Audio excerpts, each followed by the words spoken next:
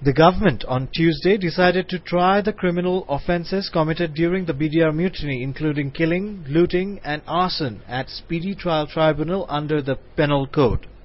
The other offences like breaking discipline and violating superior's order will be tried under the BDR law.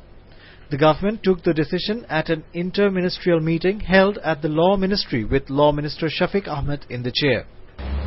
বিদ্রোহের জন্য BDR আইনে বিচার করা হবে এবং সেই বিচার পরিচালনা একমাত্র বিডিআর যে মহাপরিচালক তার নেতৃত্বে যে আদালত হবে সেটা করতে পারবে।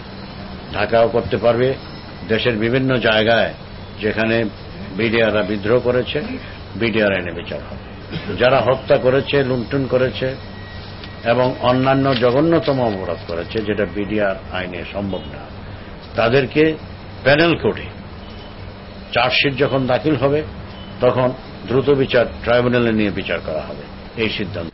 After the meeting, the law minister told the press that the offences committed in the BDR mutiny will be classified on the basis of the investigation report, which is now at the final stage.